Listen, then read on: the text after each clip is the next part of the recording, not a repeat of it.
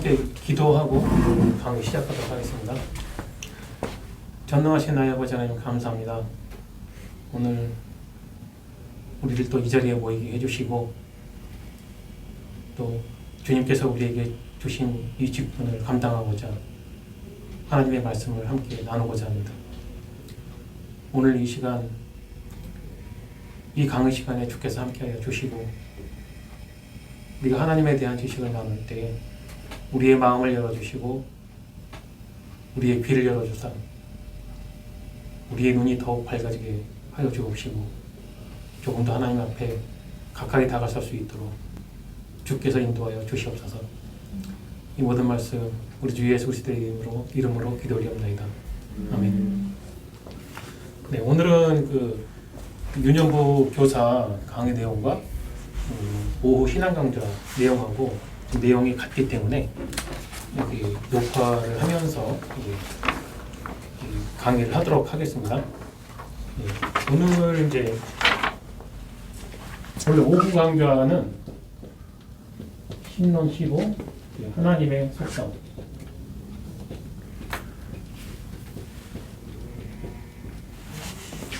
속성인데 우리 교사 강의는 이제 제 4문 사문에 대해서 이제 사문에 관하여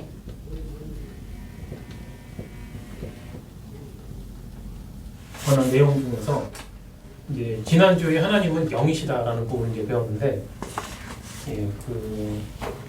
오늘은 이제 하나님의 속성 중에서 제4문에 이제 그 속성에 대해서 나오는데요. 하나님의 속성에 대해서는 두 가지로 이제 신학적으로 분류를 해요. 하나는 이제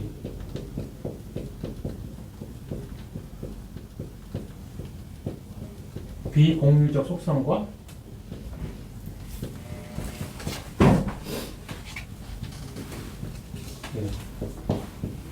공유적 속성인데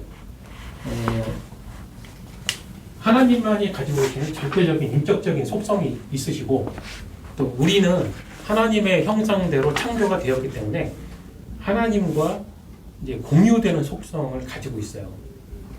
그것을 이제 비공유적 속성은 이제 하나님의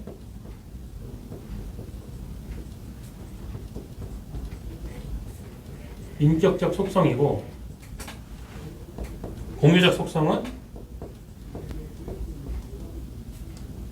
하나님의 도덕적 속성입니다. 이 중에서 오늘은 우리가 이제 비공유적 속성, 하나님의 인격적 속성에 대해서 공부를 할 텐데요. 왜냐하면 그 속성이 너무 많기 때문에 한 번에 다 이렇게 설명이 불가능해요. 그래서 이제 이 하나님의 인격적 속성 중에서 오늘은 영원성과 불변성에 대해서 설명을 하도록 하겠습니다. 그 프린트본에 보면 이제 베드로전서 2장 9절의 말씀이 있죠.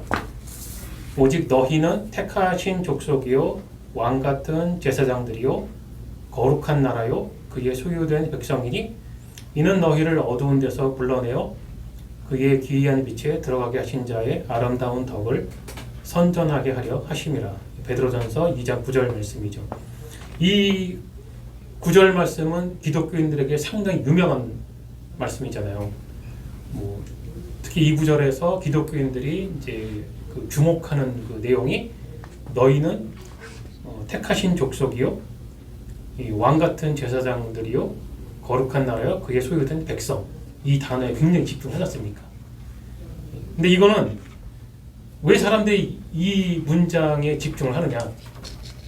이것이 기독교인으로서 받게 되는 어떤 그 혜택이라든지 어떤 그 복스러움이라든지 그 다음에 어떤 그 자랑스러운 그 소속감 같은 그런 것을 갖게 하는 구절로서 이제 많이 사용을 하고 있지 않습니까? 현실적으로. 근데 이 구절을 이런 식으로 해석을 해서 사람들을 가르치거나 설교를 통해서 주입하는 것은 한마디로 너무 저급한 것이다. 그야말로 질 떨어진다. 이렇게밖에 더 심하게 이제 욕을 하고 싶지만 꾹 참고 제가 여기까지만 뒤에 말을 하겠습니다. 왜 그러냐? 정말로 중요한 이 구절의 내용은 중후반부에 있어요. 여기에 집중을 한다든지 거기에 집중해서 사람들에게 그런 식으로 가르치는 거는 정말 어디에서 그런 아이디어가 나올까? 이게 제가 좀 개인적으로 굉장히 답답한데, 중요한 것은 너희를 어두운 데서 불러내어 그의 기이한 빛에 들어가게 하신 자의 아름다운 덕을 선전하게 하려 하심이라. 자, 이 내용은 우리가 예전에 배운 그 소교리 문답 제1문의 내용하고 일치하는 내용이에요. 무슨 말이냐면, 그리스도인이 왜 그리스도인이냐? 자, 우리는 하나님의 영광에 대해서 플러스 1 업을 한다든지 플러스 1 다운을 한다든지 할 수 있는 아무런 그런 것이 없다. 우리가 무엇을 하든 하나님의 영광에 조금 더 변화를 줄 수가 없어요.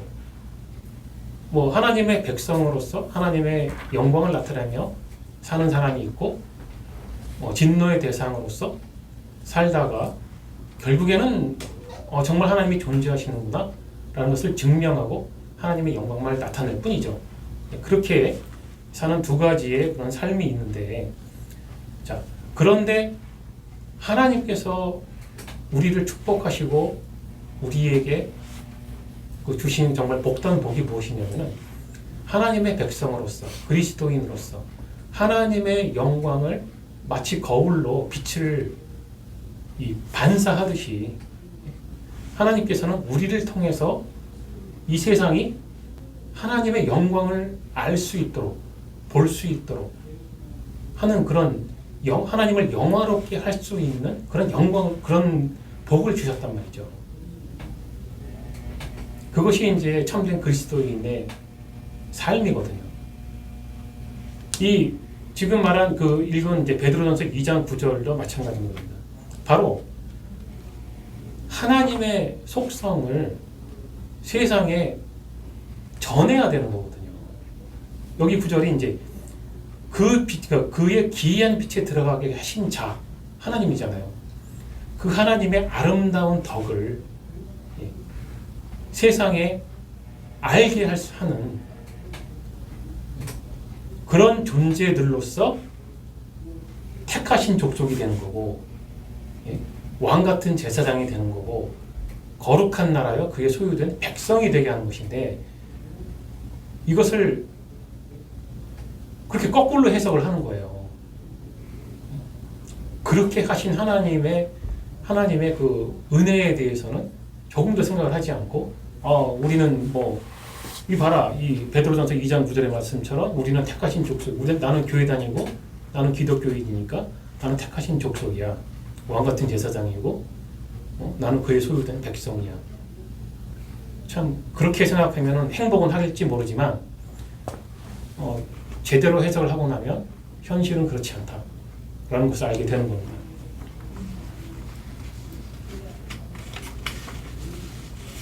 자, 우리는 하나님의 속성에 대해서 이렇게 속성을 세상에 선포하도록 계획하신 하나님의 뜻에 따라서 우리는 하나님의 속성에 대해서 관심을 갖고 배워야 하는 겁니다. 이것을 배워야 하는 것은 하나님의 백성이 된 모든 사람들에게 주어지는 의무이자 책임인 거죠. 자, 그러면은 왜 배워야 하느냐? 왜 배워야 하느냐? 하나님의 백성이니까 그 하나님의 속성을 배워서 그 하나님의 속성을 닮아가야 하는 거거든요. 우리가 배워야 하는 이유는 바로 그거예요. 하나님의 속성을 닮아가야 하기 때문에. 그렇지 않다면 무엇으로 세상이 우리가 하나님의 백성이라는 걸 알 수가 있겠어요? 그냥 세상 사람들과 별 다를 것 없이 동일한 성품으로 살아간다. 남들 사실은 요즘에는 그런 욕도 많이 먹고 있지 않습니까? 교회 다니는 사람들이 세상 사람들만큼조차도 사람들에게 배려심이 없어요. 나눠주는 것도 없고 사랑하는 것도 없고 배려하는 것도 없고, 이게 지금 현실적으로 교회가 세상에게 욕을 먹는, 특히 이 코로나 사태로 인해서 이 교회 사람들이 욕을 더 많이 먹고 있죠. 그러한 이유가 무엇이냐? 교회에서 하나님의 속성에 대한 교육을 하지 않고, 교육을 하지 않았기 때문에 사람들은 하나님의 속성을 알지 못하고 배우지 못했으니 닮아갈 것이 아무것도 없는 겁니다. 그냥 교회에서 세상 사람들과 동일한 어떤 설교나 가르침을 받고, 뭐 심한 경우에는 뭐 좀 더 뭐 이런 아주 고급스러운 단어를 사용하죠. 지혜롭게 해서 더 잘 먹고 잘 살자는 그런 교육을 하고 있죠. 이런 것이 참 답답한 겁니다. 자, 하나님의 그 영원하심에 대해서 시편 90편에 이 다윗이 시편 90편에 이런 구절을 써놨죠. 산이 생기기 전, 땅과 세계도 주께서 조성하시기 전, 곧 영원부터 영원까지 주는 하나님이시니이다. 주께서 사람을 티끌로 돌아가게 하시고 말씀하시기를 너희 인생들은 돌아가라 하셨사오니 주의 목전에는 천년이 지나간 어제 같으며 밤의 한 경점 같을 뿐임이니이다. 이 하나님의 영원하심이라는 것은 우리들하고 도무지 공유가 될 수 없는 하나님의 속성이죠. 왜? 영원하신 존재는 오직 하나님뿐이에요. 우리는 영원하지가 않아요. 우리만이 아니라 하나님께서 창조하신 이 세상의 모든 것은 영원한 것이 없어요. 그래서 오직 하나님만이 영원하신데, 여기서는 그 부분을 다윗이 얼마나 강조를 했냐면 영원부터 영원까지다. 영원이라는 것은 이미 시작도 없고 끝도 없는 것인데 다윗은 더욱 강조를 한 거죠. 영원부터 영원까지. 도무지 한계가 없는 거죠. 그렇기 때문에 우리 인간에게는 천년이라는 시간은 굉장히 긴 시간이에요. 100년도 길죠. 사실 10년도 길잖아요. 어떤 경우는 1년도 참 길게 느껴지는데, 하지만 하나님께는 우리에게 느껴지는 그 기나긴 시간, 그 천년이라는 시간도 찰나의 순간에 지나지 않는다.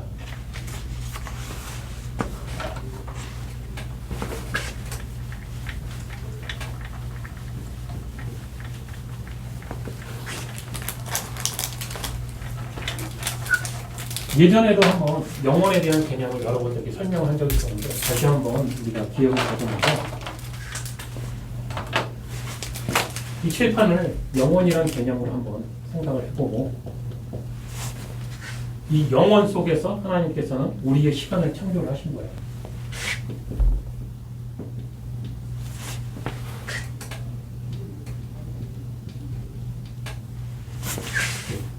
나는 지금 현재 여기에 있어요. 예를 들어서. 그렇다면 나에게는 과거, 현재, 미래라고 하는 시간이 존재하죠. 여기서부터 여기까지의 천년, 앞으로의 천년을 생각해도 끔찍한 시간들이에요. 그렇지만 이 모든 시간은 하나님의 영원이라는 개념 속에서 창조가 되었기 때문에 나에게는 이 시간이 과거고 이것이 현재고 이것이 미래이지만 하나님께서는 이 모든 것이 영원한 현재인 거예요. 영원한 현재. 영원한 현재라는 단어를, 개념을 이해를 해야 되는데, 나의 미래는 하나님에게는 현재적인 현재이며 영원한 현재이다. 이 개념을 이해를 하게 되면 무엇을 알 수가 있느냐? 하나님의 전지하심. 전지라는 말은 모든 것을 안다는 거죠. 흔히 하나님께서는 전지하시다. 모든 것을 다 알고 계신다. 그런데 하나님께서는 도대체 어떻게 그 모든 것을 알고 계실까?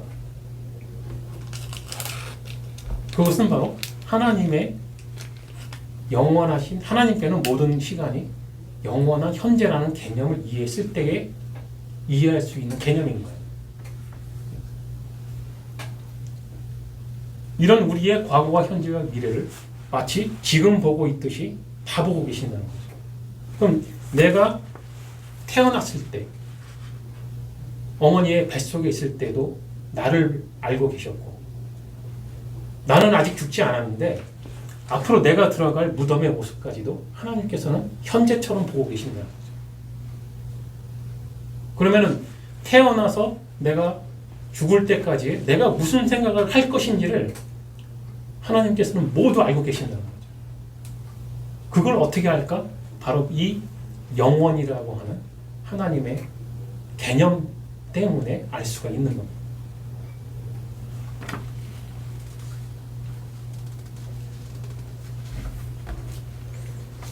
자, 이것이 이제 영원의 개념이고요. 그 다음에 야고보서 1장 17절을 보면은 이런 말씀이 있어요. 각양 좋은 은사와 온전한 선물이 다 위로부터 빛들의 아버지께로서 내려오나니 그는 변함도 없으시고 회전하는 그림자도 없으시니라. 자, 이것이 이제 하나님의 본성과 성품인데 하나님의 불변성에 대해서 말씀하시는 거예요.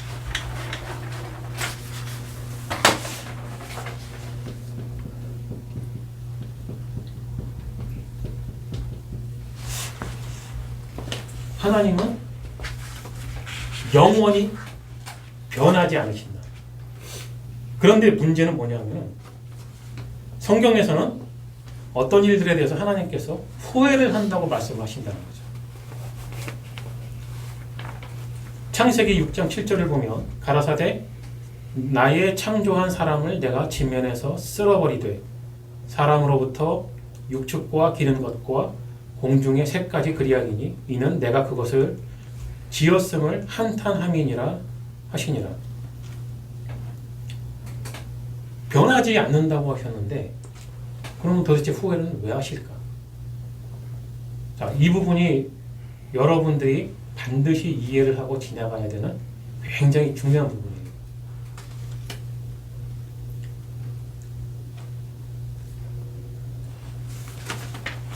오늘 목사님께서 설교 말씀 중에 정말로 중요한 말씀을 하셨어요. 오늘 설교 말씀이 다 중요했지만은 정말 중요한 말씀.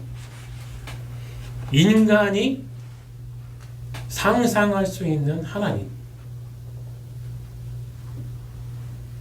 하나님께서는 사람의 노력으로 하나님을 알 수 없도록 제한하셨다. 이 말씀을 하셨죠. 제대로 말씀하셨고 정말 정확하게. 왜? 저도 오늘 그 얘기를 해야 되거든요. 이 불변성을 얘기하면서 그 얘기를 해야 돼.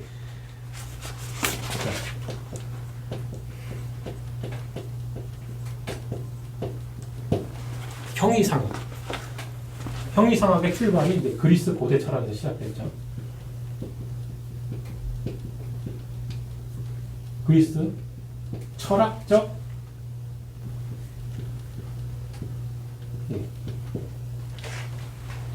그리스 철학적 하나님. 그리스인들이 형이상학이라고 하는 학문을 연구를 했습니다. 즉 신이 정말로 존재한다면 그 신이 어떤 존재일까? 라고 하는 학문이죠. 그래서 당대의 최고의 학자들이 신에 대한 연구를 한 거죠. 그리고 그 연구는 지금까지도 이어지고 있어요. 그리고 그 사람들이 얻은 결론 중에 뭐가 있냐? 그 사람들이 하나님의 불변성을 얘기를 해요. 그리스 철학적 그 하나님 신관 중에서 불변성을 얘기하는데 이들이 말하는 불변성이 뭐냐면은 결국에는 이신론인데 무슨 말이냐면 하나님은 세상을 창조하셨다. 그리고 너무나 완벽하게 창조하셨기 때문에 더 이상 손댈 것이 없이 자동으로 잘 돌아가게 하셨다.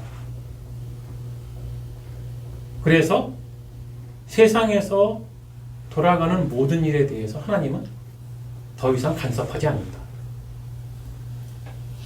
이것이 그리스 철학에서 주장하는 철학적 신이에요. 그런데 자, 바로 이 부분이에요. 성경이 말하는 하나님은 그렇게 가르치지 않는다. 왜? 하나님에 대한 지식은 하나님만이 말씀을 해주셨어요. 이걸 이제 계시거든요.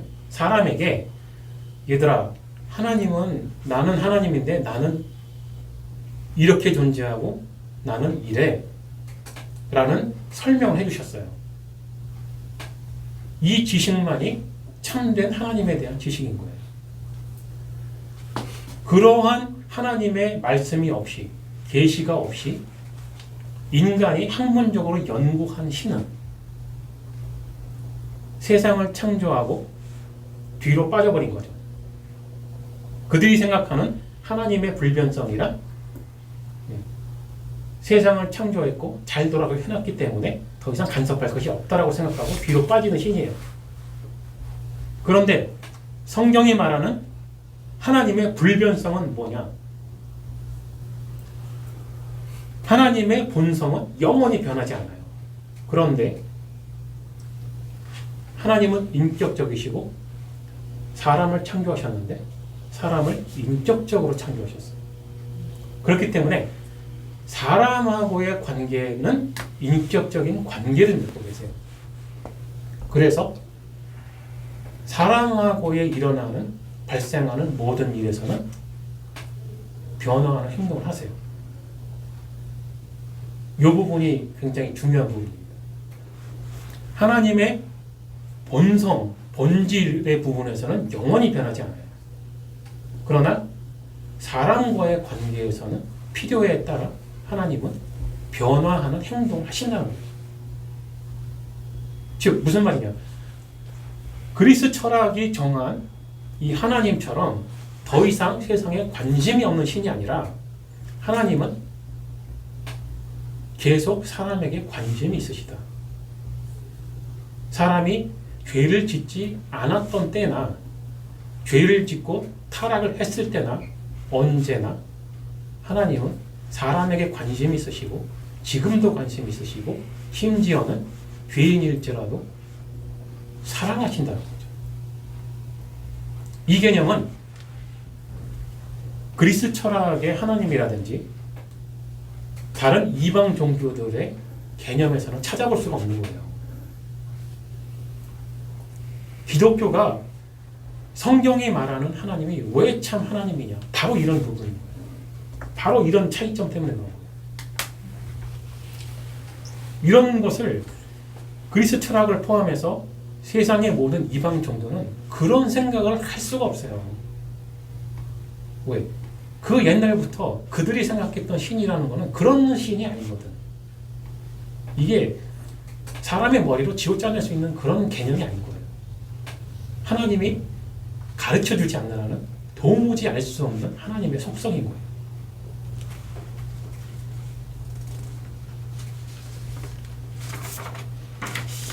자, 여기에 대표적인 부분. 하나님은 그의 본성이 영원히 절대로 변하지 않는데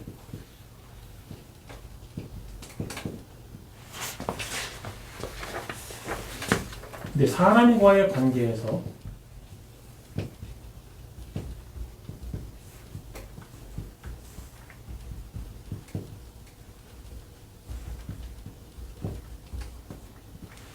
관계에서의 변화된 행동, 가장 쇼크이고 가장 대표적인 사건이 뭐냐? 바로 성육신. 성자 하나님의 성육신. 하나님이야. 근데 사람이 되셨어요. 왜? 그리고 어떻게? 자, 이 문제는 대단히 심각한 문제예요. 왜? 이제 이 제4문이 지나고 소교리문답 제5문에 들어가면 이제 삼위일체 하나님에 대해서 배우게 되는데 그 전조예요. 그리고 초대교회 사람들이 가장 심각하게 고민했던 부분이고 오늘 목사님의 설교 말씀에 나왔던 나와 아버지는 하나이니라 대한 개념이에요. 영원하신 성자 하나님께서 사람이 되셨어요. 우리를 구원하시려고. 자, 이 문제에 대해서 세상 사람들이 질문을 던진 거예요. 그럼 예수의 정체가 뭐야?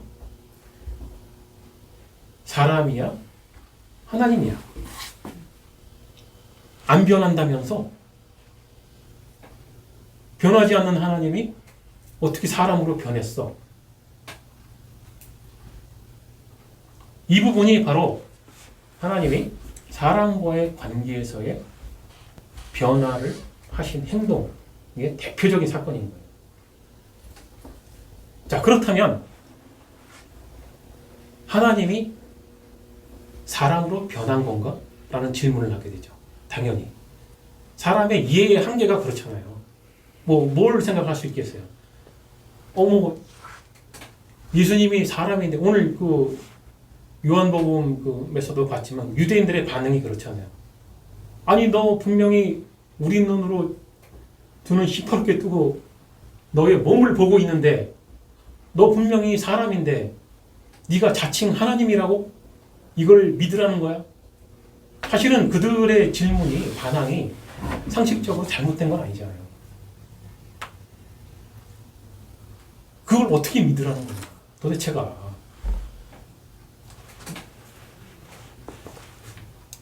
그래서 영지주의 같은 경우에는 그거는 그렇게 보였을 뿐 진짜 몸은 아니었어. 이렇게 해석을 해요. 얼마나 머리가 아팠으면 그런 머리가 나왔을까? 한번 상상을 해봐요.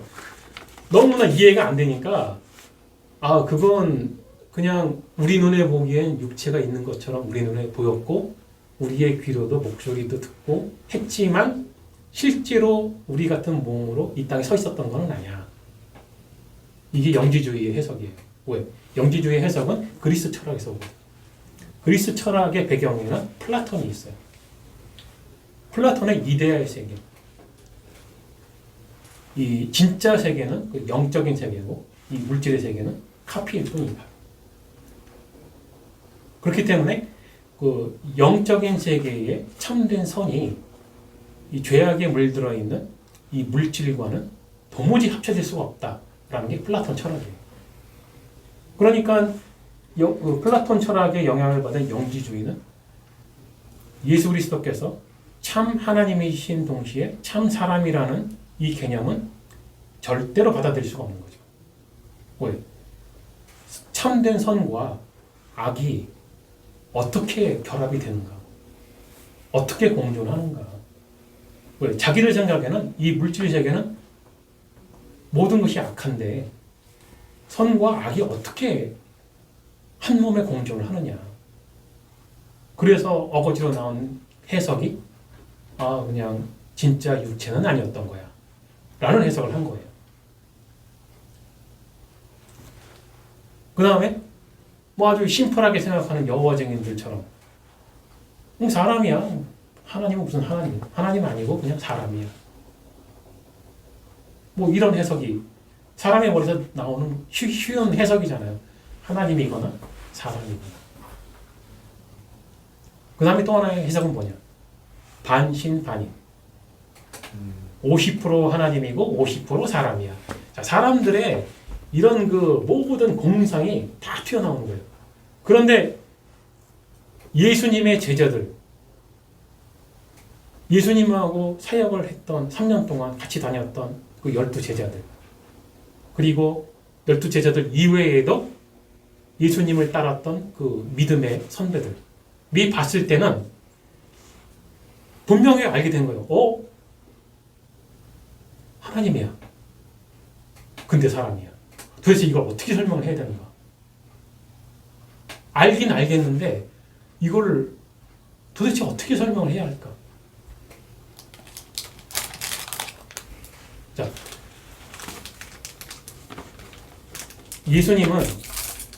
예수님의 본성이 하나님으로서의 본성이 변하지 않았어요.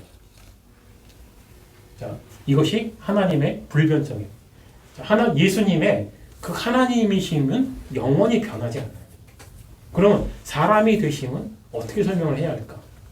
그것은 우리의 구원을 위해서 스스로 사람의 본성을 입으신 거예요. 그래서 우리 정통교회는, 특별히 우리 개혁주의는 예수 그리스도의 정체가 무엇이냐라는 질문을 받았을 때 예수님은 참 하나님이신 동시에 참 사람이라고 고백을 하는 거예요. 고린도전서 15장 45절에서 49절 말씀에 보면 이렇게 기록되어 있어요. 기록된 바 첫사람 아담은 산 영이 되었다 함과 같이 마지막 아담은 살려주는 영이 되었나니 그러나 먼저는 신령한 자가 아니요 육 있는 자요 그 다음에 신령한 자니라. 첫사람은 땅에서 났으니 흙에 속한 자이거니와 둘째 사람은 하늘에서 나셨느니라. 무릇 흙에 속한 자는 저 흙에 속한 자들과 같고 무릇 하늘에 속한 자는 저 하늘에 속한 자들과 같으니 우리가 흙에 속한 자의 형상을 입은 것 같이 또한 하늘에 속한 자의 형상을 입으리라. 자, 여기서 둘째 사람이 나오죠. 첫사람 아담이 나오고 둘째 사람이 나와요. 첫사람 아담은 죄를 짓고 타락을 했어요. 자, 우리가 오늘 윤영부 설교 시간에도 원죄에 대해서 이야기를 했지만 아담으로 인해서 태어나는 모든 후손은 다 죄 중에 태어나요. 자, 사람이 이 상태에서 구원을 얻으려면 죄 없는 사람이 대신 피 흘려서 그 대가를 치러야 하는데 아담으로부터 태어난 모든 후손 중에는 그럴 수 있는 사람이 아무도 없는 거예요. 사람만이 아니라 천사도 안 되고 아무도 아니에요. 그런데 이걸 하나님께서는 너무나 잘 알고 계셨어요. 그러면 어떻게 해야 할까? 방법은 두 번째로 아담처럼 죄가 없는 사람이 이 세상에 태어나야 돼요. 그리고 죄인들을 위해 대신 피 흘려 죽어야 하는데 아담의 후손들처럼 똑같은 방법으로 태어난 존재들에서는 그럴 수 있는 존재가 없는 거예요. 그래서 여자의 후손이 나오는 거예요. 아담과 하와가 에덴 동산의 선악과를 따먹었을 때 하나님의 심판을 받게 돼요. 하나님께서 심판을 하시지만 여자의 후손에 대해서 언급을 하세요. 눈치가 있는 사람들은 금방 알아들 수 있는데 창세기에서 그것도 굉장히 앞부분에서 여자의 후손이라는 단어가 나왔으면 여자의 후손이라는 게 도대체 존재할 수 있는가? 라는 거에 대한 의문을 가져야 돼요. 근데 대부분의 사람들은 그냥 지나가죠. 그 뜻을 잘 모르고. 아담으로부터 태어나는 모든 후손은 남자의 후손이죠. 일반적인 출생 방법이기 때문에 여자의 후손이라는 건 존재할 수가 없어요. 말도 안 되는 거예요. 근데 하나님께서는 여자의 후손을 약속을 하신 거예요. 바로 구원을 약속하신 거죠. 사람들은 그렇게 물어보잖아요. 마리아가 예수 그리스도를 잉태하시고 그렇게 출생하신 방법에 대해서 처녀가 어떻게 잉태를 하느냐. 상식적으로는 말이 안 되죠. 그런데 우리의 죄에서 우리를 구원하실 그 메시아는 반드시 여자의 후손이어야만 메시아의 자격이 있는 거예요. 그렇지 않으면 메시아가 아니에요. 그 예언의 말씀대로 예수님께서는 그 하나님의 약속대로 처녀의 몸에서 태어나신 거예요. 그래서 우리 기독교인들에게는 그게 황당한 이야기가 아니라 하나님 말씀의 약속의 성취인 거예요. 그게 바로. 그 사람들이 처녀가 잉태한 것에 대해서 상당히 공격을 많이 하죠. 근데 제가 더 답답한 거는 그 공격적인 질문을 받는 기독교인들이 그에 대한 정확한 대답을 하지 못하는 게 더 답답해요. 도대체 제가 얼마나 안 배웠으면 그렇게 대답을 못할까? 왜 반드시 예수님이 처녀의 몸에서 태어나야만 했는가? 그것에 대한 대답을 하지 못한다는 것이 상당히 답답한데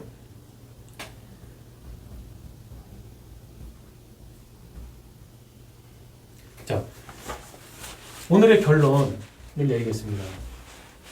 하나님은 영원하시고 그의 본성이 영원히 변하지 않으신다. 그러나 사람과의 관계에서는 변화된 행동을 하신다. 사람이 회개를 하는 자와 회개하지 않는 자에 대한 하나님의 행동도 변하신다. 이 말씀은요, 위로인 동시에 경고의 말씀이에요. 하나님의 속성은 항상 이렇게 이중적인 해석이 있는 거예요. 하나님의 본성이 분명히 사랑의 하나님이시지만 재판관으로서의 심판자의 모습도 분명히 있어요. 기독교인들이 이거는 간과하고 오늘 처음에 읽었던 그 베드로전서처럼 그렇게 좋은 부분만 쏙 뽑아서 우리는 그런 행복한 상태에 있는 것이야 라고 말을 해가면서 아주 즐겁게 사는 그런 모습들을 보이고 있는데 그러면 안 된다. 우리가 하나님에 대해서 하나님의 속성에 대해서 공부를 하고 알 때에는 항상 두 가지를 염두에 둬야 한다. 이것이 커다란 위로인 동시에 경고의 말씀이다. 왜? 하나님께서 항상 나의 관심을 가지고 계시고 나를 사랑하신다는 것은 영원히 변하지 않죠. 그렇지만 나의 죄에 대해서 반드시 벌을 주시는 하나님 또한 잊어서는 안 되는 거예요.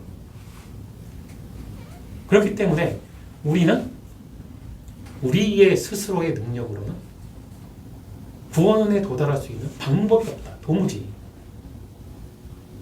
그래서 그걸 너무나 잘 알고 계시는 하나님께서 스스로 사람이 되어 이 땅에 오셨다는 거죠.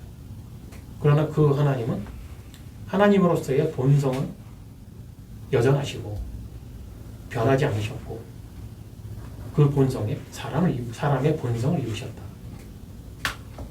유일한 존재죠. 단 한 번, 두 번 다시 일어날 수 없는 일이고 하나님이기 때문에 가능한 얘기. 그리고 그렇게 하지 않으면 구원이 안 되니까.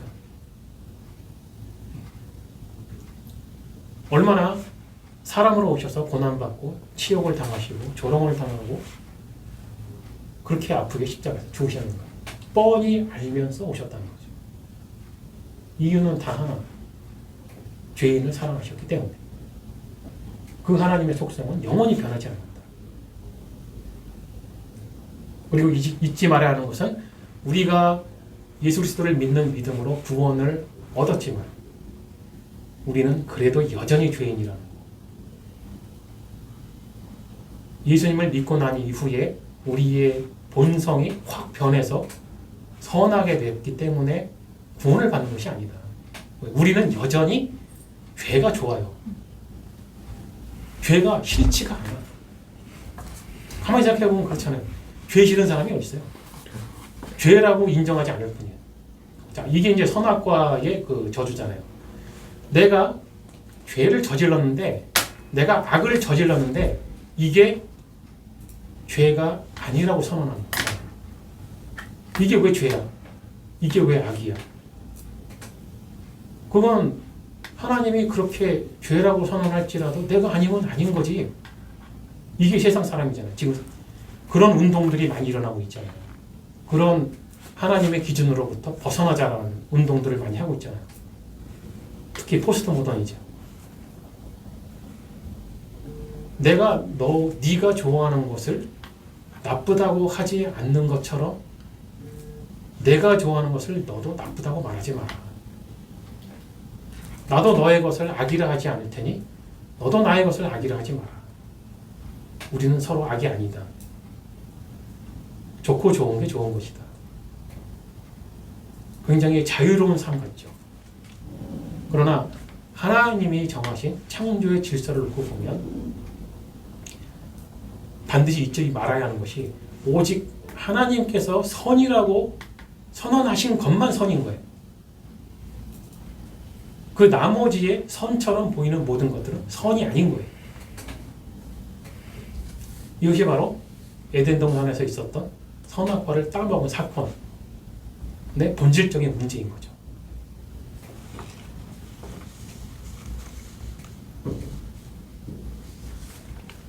네, 오늘은 이렇게 그 하나님의 영원하심과 이 불변하심에 대해서 함께 말씀을 나눠봤고요. 혹시 질문이 있습니까? 오늘 공부한 내용 중에 질문이 있다든지 뭐 공부한 내용 이외의 것이 뭐 궁금하다든지.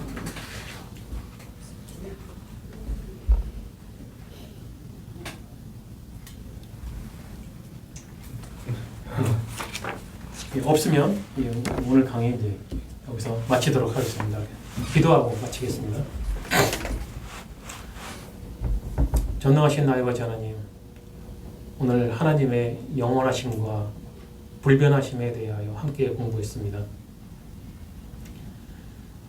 세상 사람들이 알고 있는 영원이라는 개념과 하나님께서 우리에게 가르쳐주신 영원의 개념이 다르다는 것을 알게 되었고, 하나님께서 변하지 않는다고 하는 부분에 대해서도 세상 사람들이 알고 있는 것과 하나님께서 우리에게 가르쳐주신 것과의 어떠한 차이점이 있는지를 함께 공부했습니다.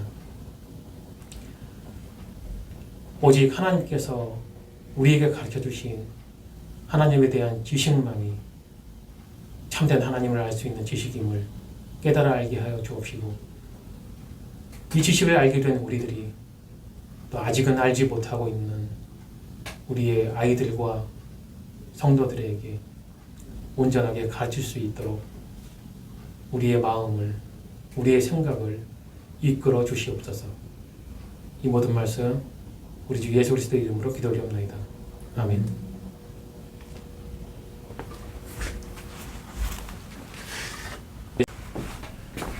함께 기도하고 강의 시작하도록 하겠습니다. 전능하신 나의 아버지 하나님, 감사합니다. 오늘 우리를 또 이 자리에 모이게 해주시고, 또 주님께서 우리에게 주신 이 직분을 감당하고자 하나님의 말씀을 함께 나누고자 합니다. 오늘 이 시간, 이 강의 시간에 주께서 함께하여 주시고, 우리가 하나님에 대한 지식을 나눌 때 우리의 마음을 열어주시고 우리의 귀를 열어주사 우리의 눈이 더욱 밝아지게 하여 주옵시고, 조금 더 하나님 앞에 가까이 다가설 수 있도록 주께서 인도하여 주시옵소서. 이 모든 말씀 우리 주 예수 그리스도의 이름으로 기도드리옵나이다. 아멘. 네, 오늘은 그 윤영부 교사 강의 내용과 오후 신앙 강좌 내용하고 내용이 같기 때문에 이렇게 녹화를 하면서 강의를 하도록 하겠습니다. 오늘 이제 원래 오후 강좌는 신론 15 하나님의 속성,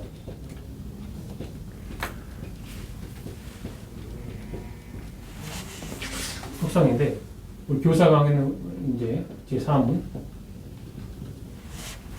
대해서 이제 사문에 관하여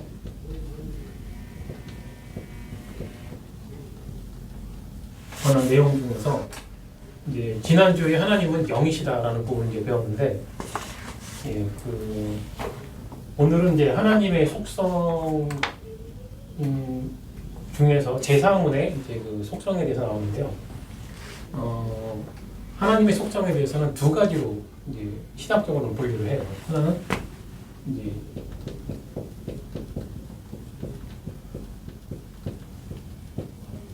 비공유적 속성과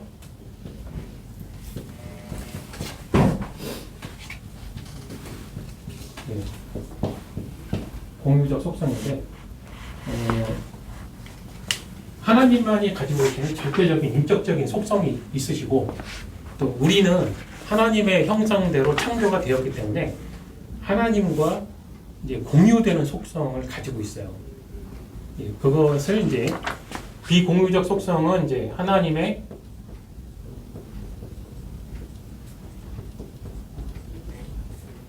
인격적 속성이고, 공유적 속성은 하나님의 도덕적 속성입니다. 이 중에서 오늘은 우리가 이제 비공유적 속성, 하나님의 인격적 속성에 대해서 공부를 할 텐데요. 왜냐하면 그 속성이 너무 많기 때문에 한 번에 다 이렇게 설명이 불가능해요. 그래서 이제 이 하나님의 인격적 속성 중에서 오늘은 영원성과 불변성에 대해서 설명을 하도록 하겠습니다. 그 프린트볼에 보면 이제 베드로전서 2장 9절의 말씀이 있죠. 오직 너희는 택하신 족속이요 왕 같은 제사장들이요 거룩한 나라요 그의 소유된 백성이니 이는 너희를 어두운 데서 불러내어 그의 기이한 빛에 들어가게 하신 자의 아름다운 덕을 선전하게 하려 하심이라. 베드로전서 2장 9절 말씀이죠. 이 9절 말씀은 기독교인들에게 상당히 유명한 말씀이잖아요. 특히 이 구절에서 기독교인들이 이제 그 주목하는 그 내용이 너희는 택하신 족속이요, 이 왕 같은 제사장들이요, 거룩한 나라요, 그의 소유된 백성. 이 단어에 굉장히 집중하지 않습니까? 근데 이거는 왜 사람들이 이 문장에 집중을 하느냐? 이것이 기독교인으로서 받게 되는 어떤 그 혜택이라든지 어떤 그 복스러움이라든지 그 다음에 어떤 그 자랑스러운 그 소속감 같은 그런 것을 갖게 하는 구절로서 이제 많이 사용을 하고 있지 않습니까? 현실적으로.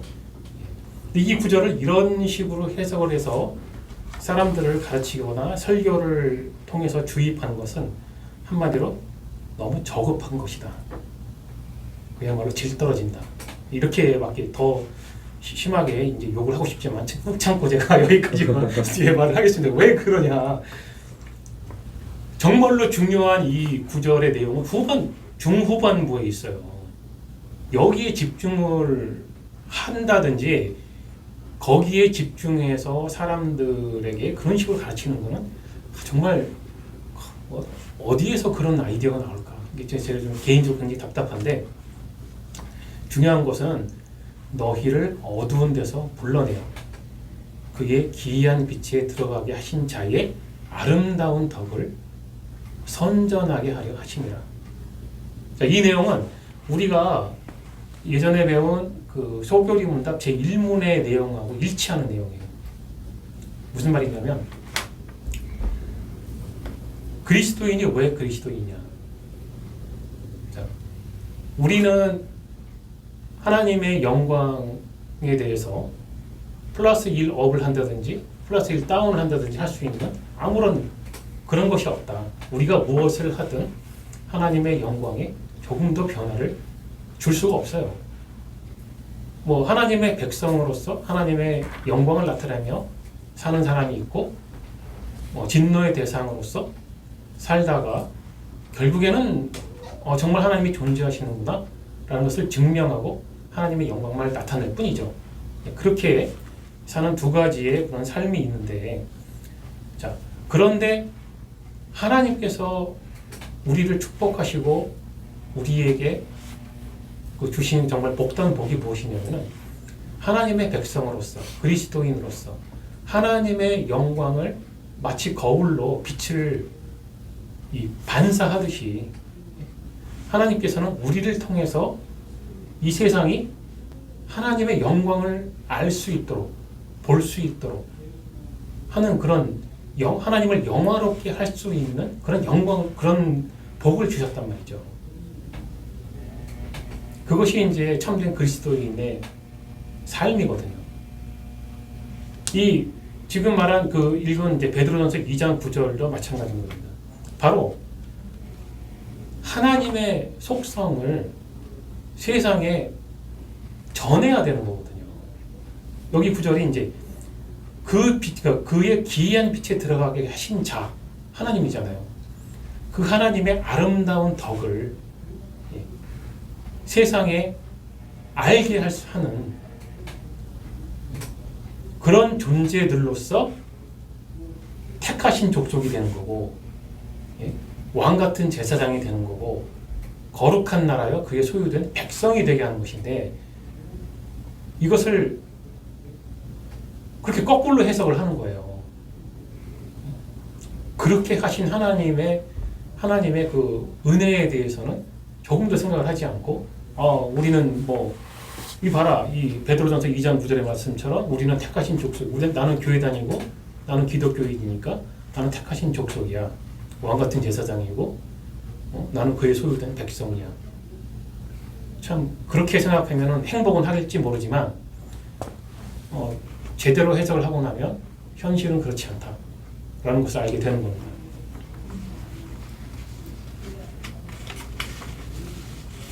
자, 우리는 하나님의 속성에 대해서 이렇게 속성을 세상에 선포하도록 계획하신 하나님의 뜻에 따라서 우리는 하나님의 속성에 대해서 관심을 갖고 배워야 하는 겁니다.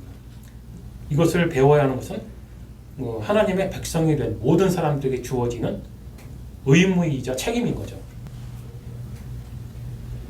자, 그러면은 왜 배워야 하느냐? 왜 배워야 하느냐? 하나님의 백성이니까 그 하나님의 속성을 배워서 그 하나님의 속성을 닮아가야 하는 거거든요. 우리가 배워야 하는 이유는 바로 그거예요. 하나님의 속성을 닮아가야 하기 때문에. 그렇지 않다면 무엇으로 세상이 우리가 하나님의 백성이라는 걸 알 수가 있겠어요? 그냥 세상 사람들과 별 다를 것 없이 뭐 동일한 성품으로 살아간다. 남들 사실은 뭐 요즘엔 그런 욕도 많이 먹고 있지 않습니까? 교회 다니는 사람들이 세상 사람들만큼조차도 사람들에게 배려심이 없어요. 나눠주는 것도 없고 사랑하는 것도 없고 배려하는 것도 없고, 이게 지금 현실적으로 교회가 세상에게 욕을 먹는, 특히 이 코로나 사태로 인해서 이 교회 사람들이 욕을 더 많이 먹고 있죠. 그러한 이유가 무엇이냐? 교회에서 하나님의 속성에 대한 교육을 하지 않고, 교육을 하지 않았기 때문에 사람들은 하나님의 속성을 알지 못하고 배우지 못했으니 닮아갈 것이 아무것도 없는 겁니다. 그냥 교회에서 세상 사람들과 동일한 어떤 설교나 가르침을 받고, 뭐 심한 경우에는 뭐 좀 더 뭐 이런 아주 고급스러운 단어를 사용하죠. 지혜롭게 해서 더 잘 먹고 잘 살자는 그런 교육을 하고 있죠. 이런 것이 참 답답한 겁니다. 자, 하나님의 그 영원하심에 대해서 시편 90편에 이 다윗이 시편 90편에 이런 구절을 써놨죠. 산이 생기기 전, 땅과 세계도 주께서 조성하시기 전, 곧 영원부터 영원까지 주는 하나님이시니이다. 주께서 사람을 티끌로 돌아가게 하시고 말씀하시기를 너희 인생들은 돌아가라 하셨사오니 주의 목전에는 천년이 지나간 어제 같으며 밤의 한 경점 같을 뿐임이니이다. 이 하나님의 영원하심이라는 것은 우리들하고 도무지 공유가 될 수 없는 하나님의 속성이죠. 왜? 영원하신 존재는 오직 하나님뿐이에요. 우리는 영원하지가 않아요. 우리만이 아니라 하나님께서 창조하신 이 세상의 모든 것은 영원한 것이 없어요. 그래서 오직 하나님만이 영원하신데, 여기에서는 그 부분을 다윗이 얼마나 강조를 했냐면 영원부터 영원까지다.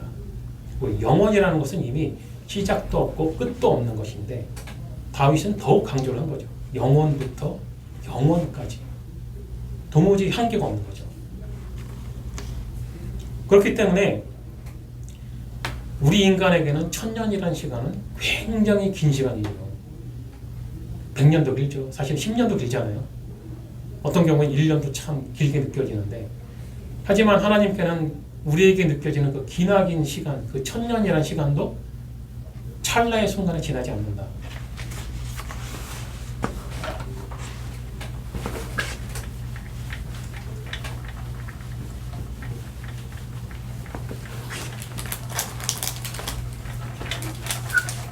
예전에도 한번 영혼에 대한 개념을 여러분들께 설명을 한 적이 있었는데, 다시 한번 우리가 기억을 다듬어서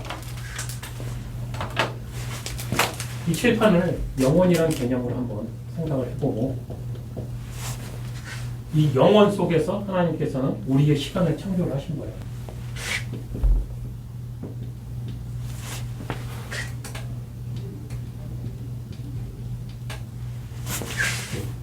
나는 지금 현재 여기에 있어요. 예를 들어서. 그렇다면 나에게는 과거, 현재, 미래라고 하는 시간이 존재하죠. 여기서부터 여기까지의 1000년, 앞으로의 1000년을 생각해도 끔찍한 시간들이에요. 그렇지만 이 모든 시간은 하나님의 영원이라는 개념 속에서 창조가 되었기 때문에 나에게는 이 시간이 과거고 이것이 현재고 이것이 미래이지만 하나님께서는 이 모든 것이 영원한 현재인 거예요. 영원한 현재. 영원한 현재라는 단어를, 개념을 이해를 해야 되는데, 나의 미래는 하나님에게는 현재적인 현재이며 영원한 현재이다. 이 개념을 이해를 하게 되면 무엇을 알 수가 있느냐? 하나님의 전지하심. 전지라는 말은 모든 것을 안다는 거죠. 흔히 하나님께서는 전지하시다. 모든 것을 다 알고 계신다. 그런데 하나님께서는 도대체 어떻게 그 모든 것을 알고 계실까?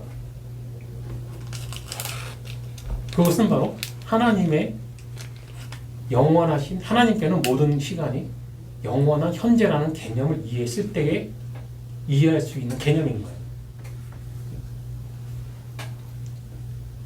이런 우리의 과거와 현재와 미래를 마치 지금 보고 있듯이 다 보고 계신다는 거죠. 그럼 내가 태어났을 때, 어머니의 뱃속에 있을 때도 나를 알고 계셨고, 나는 아직 죽지 않았는데 앞으로 내가 들어갈 무덤의 모습까지도 하나님께서는 현재처럼 보고 계신다는 거죠. 그러면은 태어나서 내가 죽을 때까지 내가 무슨 생각을 할 것인지를 하나님께서는 모두 알고 계신다는 거죠. 그걸 어떻게 할까? 바로 이 영원이라고 하는 하나님의 개념 때문에 알 수가 있는 겁니다.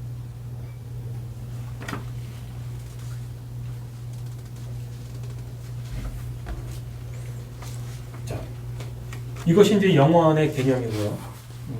그 다음에 야고보서 1장 17절을 보면은 이런 말씀이 있어요. 각양 좋은 은사와 온전한 선물이 다 위로부터 빛들의 아버지께로서 내려오나니 그는 변함도 없으시고 회전하는 그림자도 없으시니라. 자, 이것이 이제 하나님의 본성과 성품인데, 하나님의 불변성에 대해서 말씀하시는 거예요.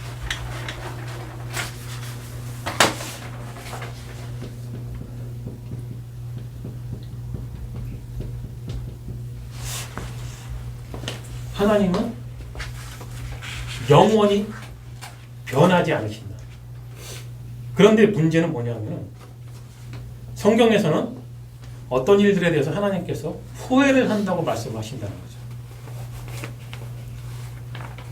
창세기 6장 7절을 보면 가라사대 나의 창조한 사람을 내가 지면에서 쓸어버리되 사람으로부터 육축과 기는 것과 공중의 새까지 그리하리니 이는 내가 그것을 지었음을 한탄함이니라 하시니라. 변하지 않는다고 하셨는데 그럼 도대체 후회는 왜 하실까? 자, 이 부분이 여러분들이 반드시 이해를 하고 지나가야 되는 굉장히 중요한 부분이에요.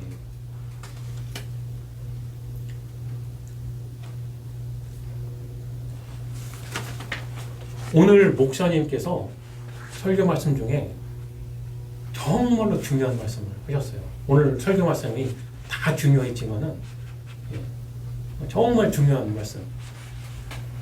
인간이 상상할 수 있는 하나님. 하나님께서는 사람의 노력으로 하나님을 알 수 없도록 제한하셨다. 이 말씀을 하셨죠. 제대로 말씀하시고 정말 정확하게. 왜? 저도 오늘 그 얘기를 해야 되거든요. 이 불변성을 얘기하면서 그 얘기를 해야 돼.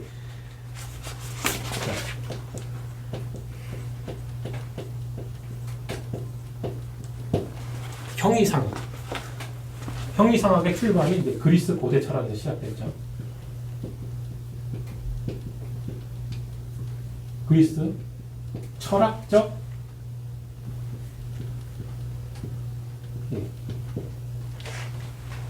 그리스 철학적 하나님. 그리스인들이 형이상학이라고 하는 학문을 연구를 했습니다. 즉 신이 정말로 존재한다면 그 신이 어떤 존재일까? 라고 하는 학문이죠.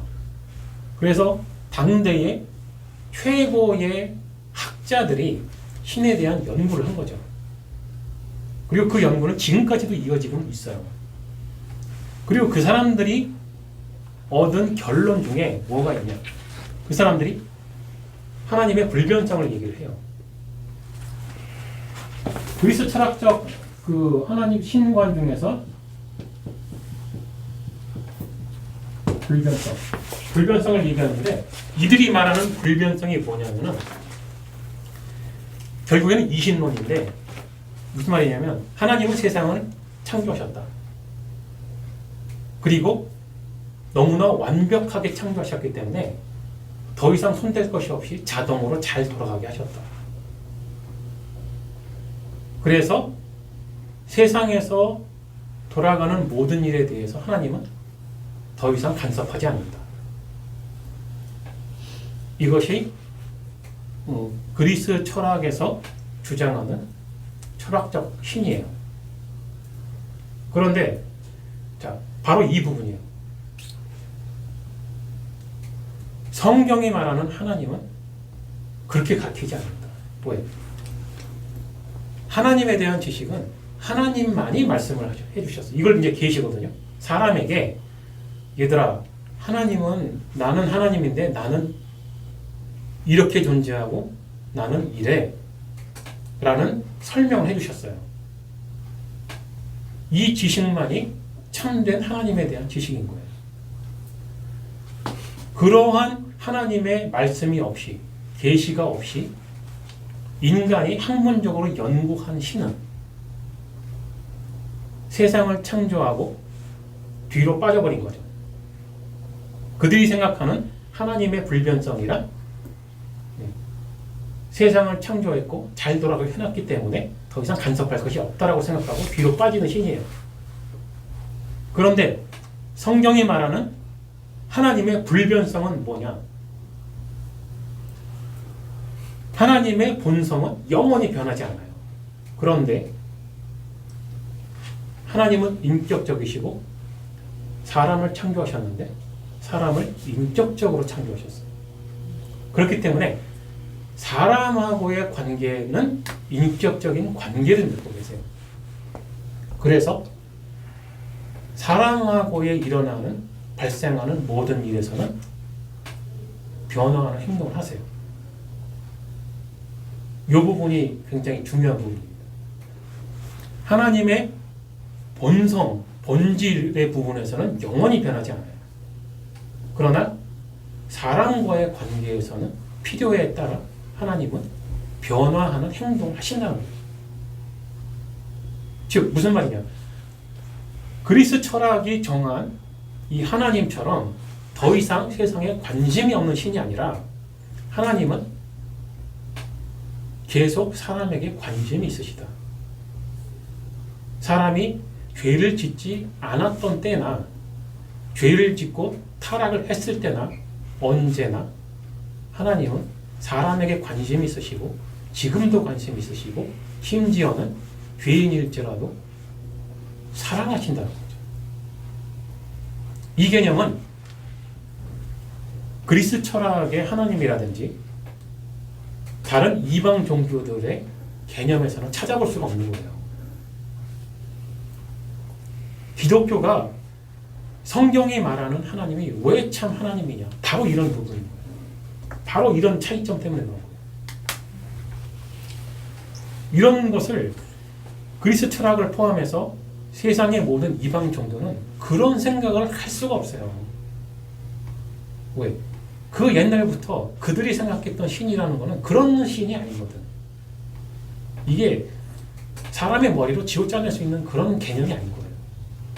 하나님이 가르쳐주지 않는 한은 도무지 알 수 없는 하나님의 속성인 거예요.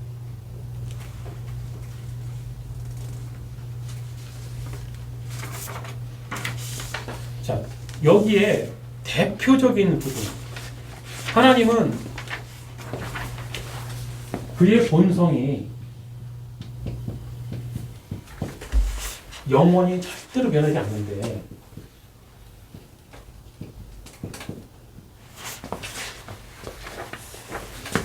근데 사람과의 관계에서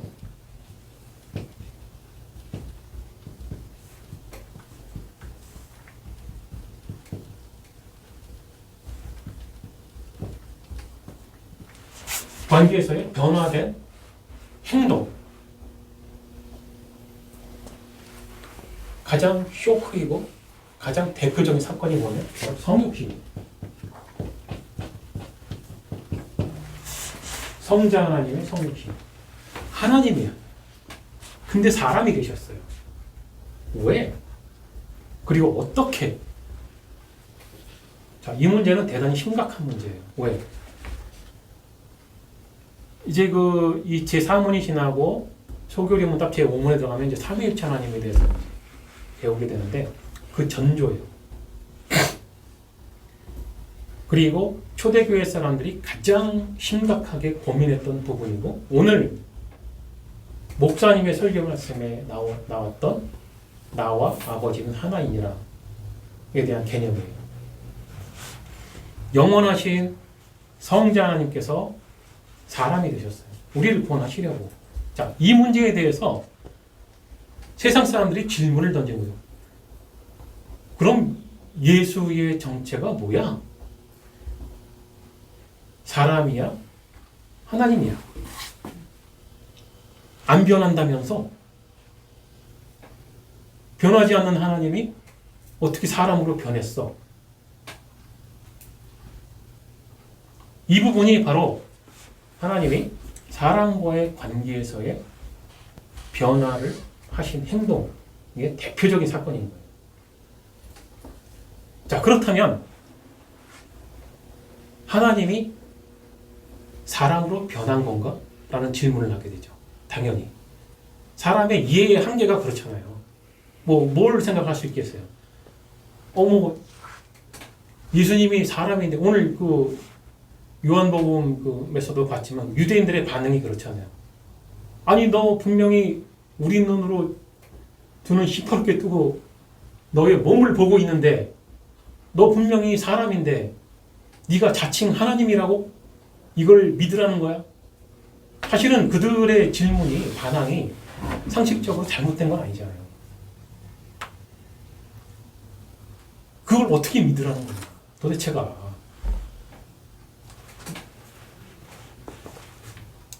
그래서 영지주의 같은 경우에는 그거는 그렇게 보였을 뿐 진짜 몸은 아니었어. 이렇게 해석을 해요.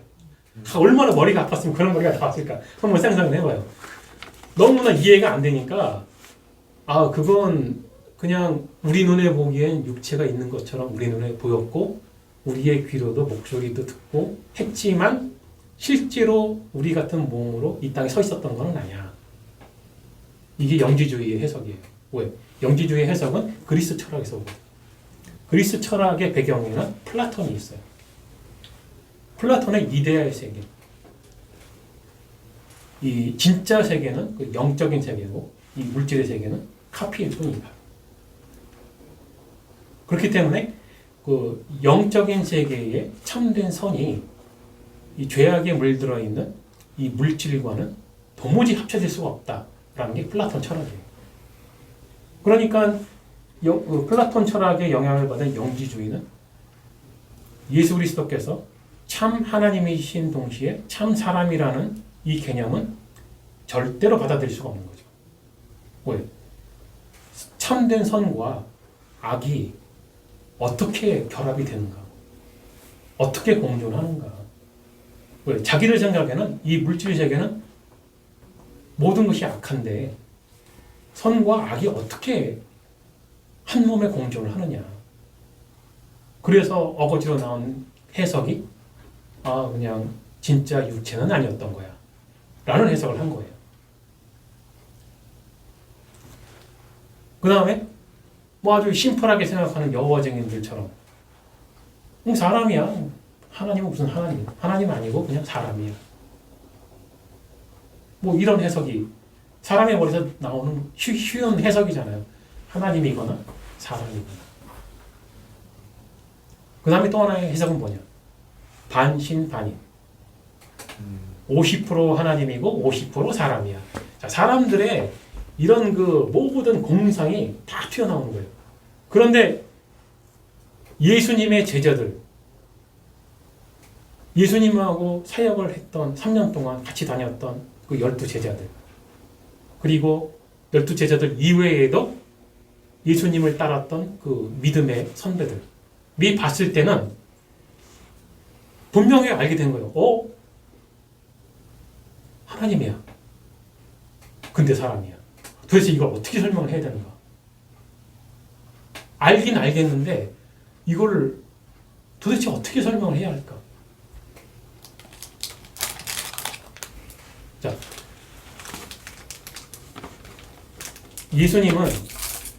예수님의 본성이 하나님으로서의 본성이 변하지 않았어요. 자, 이것이 하나님의 불변성이에요. 예수님의 그 하나님이심은 영원히 변하지 않아요. 그러면 사람이 되심은 어떻게 설명을 해야 할까? 그것은 우리의 구원을 위해서 스스로 사람의 본성을 입으신 거예요. 그래서 우리 정통교회는, 특별히 우리 개혁주의는 예수 그리스도의 정체가 무엇이냐라는 질문을 받았을 때 예수님은 참 하나님이신 동시에 참 사람이라고 고백을 하는 거예요. 고린도전서 15장 45절에서 49절 말씀에 보면 이렇게 기록되어 있어요. 기록된 바 첫사람 아담은 산 영이 되었다 함과 같이 마지막 아담은 살려주는 영이 되었나니 그러나 먼저는 신령한 자가 아니요 육 있는 자요 그 다음에 신령한 자니라. 첫사람은 땅에서 났으니 흙에 속한 자이거니와 둘째 사람은 하늘에서 나셨느니라. 무릇 흙에 속한 자는 저 흙에 속한 자들과 같고 무릇 하늘에 속한 자는 저 하늘에 속한 자들과 같으니 우리가 흙에 속한 자의 형상을 입은 것 같이 또한 하늘에 속한 자의 형상을 입으리라. 자, 여기서 둘째 사람이 나오죠. 첫사람 아담이 나오고 둘째 사람이 나와요. 첫사람 아담은 죄를 짓고 타락을 했어요. 자, 우리가 오늘 그 유년부 설교 시간에도 원죄에 대해서 이야기를 했지만 아담으로 인해서 태어나는 모든 후손은 다 죄 중에 태어나요. 자, 사람이 이 상태에서 구원을 얻으려면 죄 없는 사람이 대신 피 흘려서 그 대가를 치러야 하는데 아담으로부터 태어난 모든 후손 중에는 그럴 수 있는 사람이 아무도 없는 거예요. 사람만이 아니라 천사도 안 되고 아무도 아니에요. 그런데 이걸 하나님께서는 너무나 잘 알고 계셨어요. 그러면 어떻게 해야 할까? 방법은 두 번째로 아담처럼 죄가 없는 사람이 이 세상에 태어나야 돼요. 그리고 죄인들을 위해 대신 피 흘려 죽어야 하는데 아담의 후손들처럼 똑같은 방법으로 태어난 존재들에서는 그럴 수 있는 존재가 없는 거예요. 그래서 여자의 후손이 나오는 거예요. 아담과 하와가 에덴 동산에서 선악과를 따먹었을 때 자, 하나님의 심판을 받게 돼요. 하나님께서 심판을 하시지만 여자의 후손에 대해서 언급을 하세요. 눈치가 있는 사람들은 금방 알아들 수 있는데 창세기에서 그것도 굉장히 앞부분에서 여자의 후손이라는 단어가 나왔으면 여자의 후손이라는 게 도대체 존재할 수 있는가? 라는 거에 대한 의문을 가져야 돼요. 근데 대부분의 사람들은 그냥 지나가죠. 그 뜻을 잘 모르고. 아담으로부터 태어나는 모든 후손은 남자의 후손이죠. 일반적인 출생 방법이기 때문에 여자의 후손이라는 건 존재할 수가 없어요. 말도 안 되는 거예요. 근데 하나님께서는 여자의 후손을 약속을 하신 거예요. 바로 구원을 약속하신 거죠. 사람들은 그렇게 물어보잖아요. 마리아가 예수 그리스도를 잉태하시고 그렇게 출생하신 방법에 대해서 처녀가 어떻게 잉태를 하느냐. 상식적으로는 말이 안 되죠. 그런데 우리의 죄에서 우리를 구원하실 그 메시아는 반드시 여자의 후손이어야만 메시아의 자격이 있는 거예요. 그렇지 않으면 메시아가 아니에요. 그 예언의 말씀대로 예수님께서는 그 하나님의 약속대로 처녀의 몸에서 태어나신 거예요.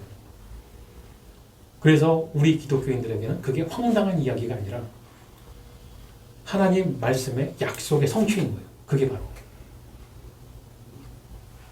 그 사람들이 처녀가 잉태한 것에 대해서 상당히 공격을 많이 하죠. 제가 더 답답한 거는 그 공격적인 질문을 받는 기독교인들이 그에 대한 정확한 대답을 하지 못하는 게 더 답답해요. 도대체가 얼마나 안 배웠으면 그렇게 대답을 못할까? 왜 반드시 예수님이 처녀의 몸에서 태어나야만 했는가? 그것에 대한 대답을 하지 못한다는 것이 상당히 답답한데,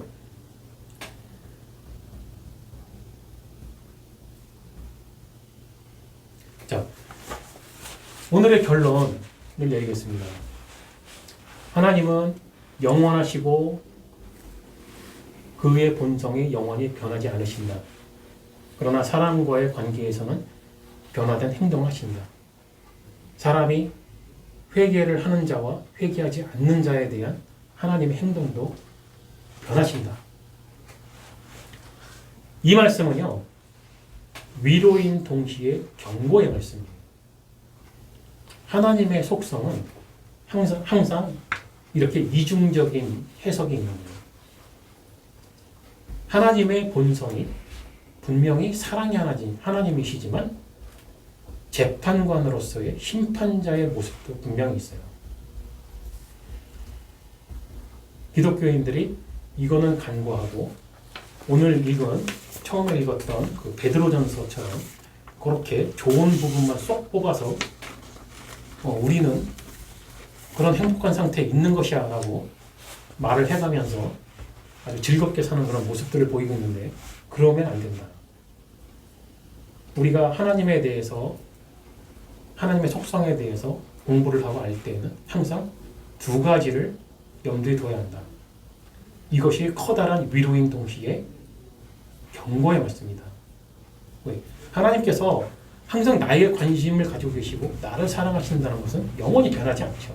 그렇지만 나의 죄에 대해서 반드시 벌을 주시는 하나님 또한 잊어서는 안 되는 거예요. 그렇기 때문에 우리는 우리의 스스로의 능력으로는 구원에 도달할 수 있는 방법이 없다. 도무지.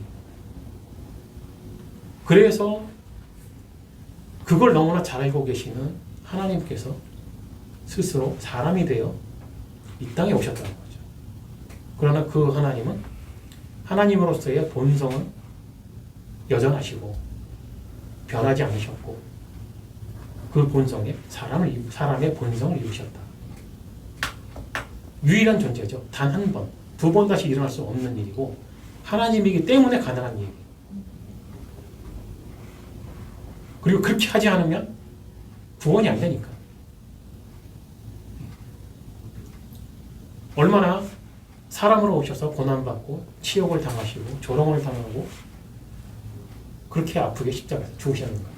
뻔히 알면서 오셨다는 거죠. 이유는 다 하나. 죄인을 사랑하셨기 때문에. 그 하나님의 속성은 영원히 변하지 않는다. 그리고 잊지 말아야 하는 것은 우리가 예수 그리스도를 믿는 믿음으로 구원을 얻었지만 우리는 그래도 여전히 죄인이라는 거. 예수님을 믿고 난 이후에 우리의 본성이 확 변해서 선하게 됐기 때문에 구원을 받는 것이 아니다. 우리는 여전히 죄가 좋아요. 죄가 싫지가 않아. 가만히 생각해보면 그렇잖아요. 죄 싫은 사람이 어디 있어요? 죄라고 인정하지 않을 뿐이에요. 자, 이게 이제 선악과의 그 저주잖아요. 내가 죄를 저질렀는데, 내가 악을 저질렀는데, 이게 죄가 아니라고 선언하는 거야. 이게 왜 죄야? 이게 왜 악이야? 그건 하나님이 그렇게 죄라고 선언할지라도 내가 아니면 아닌 거지. 이게 세상 사람이잖아요. 지금 그런 운동들이 많이 일어나고 있잖아요. 그런 하나님의 기준으로부터 벗어나자라는 운동들을 많이 하고 있잖아요. 특히 포스트 모던이죠. 네가 좋아하는 것을 나쁘다고 하지 않는 것처럼 내가 좋아하는 것을 너도 나쁘다고 말하지 마라. 나도 너의 것을 악이라 하지 않을 테니 너도 나의 것을 악이라 하지 마라. 우리는 서로 악이 아니다. 좋고 좋은 게 좋은 것이다. 굉장히 자유로운 삶 같죠. 그러나 하나님이 정하신 창조의 질서를 놓고 보면 반드시 잊지 말아야 하는 것이 오직 하나님께서 선이라고 선언하신 것만 선인 거예요. 그 나머지의 선처럼 보이는 모든 것들은 선이 아닌 거예요. 이것이 바로 에덴 동산에서 있었던 선악과를 따먹은 사건의 본질적인 문제인 거죠.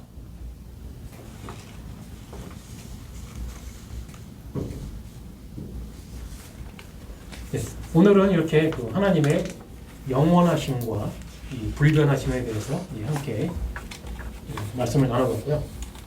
혹시 질문이 있습니까? 오늘 공부한 내용 중에 질문이 있다든지 뭐 공부한 내용 이외의 것이 뭐 또 궁금하다든지.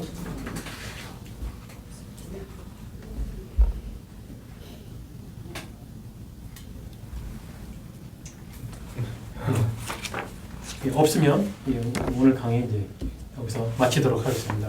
기도하고 마치겠습니다. 전능하신 나의 하나님, 오늘 하나님의 영원하심과 불변하심에 대하여 함께 공부했습니다. 세상 사람들이 알고 있는 영원이라는 개념과 하나님께서 우리에게 가르쳐주신 영원의 개념이 다르다는 것을 알게 되었고, 하나님께서 변하지 않는다고 하는 부분에 대해서도 세상 사람들이 알고 있는 것과 하나님께서 우리에게 가르쳐주신 것과의 어떠한 차이점이 있는지를 함께 공부했습니다. 오직 하나님께서 우리에게 가르쳐주신 하나님에 대한 지식만이 참된 하나님을 알 수 있는 지식임을 깨달아 알게 하여 주옵시고, 이 지식을 알게 된 우리들이 또 아직은 알지 못하고 있는 우리의 아이들과 성도들에게 온전하게 가르칠 수 있도록 우리의 마음을, 우리의 생각을 이끌어 주시옵소서. 이 모든 말씀 우리 주 예수 그리스도의 이름으로 기도드리옵나이다. 아멘.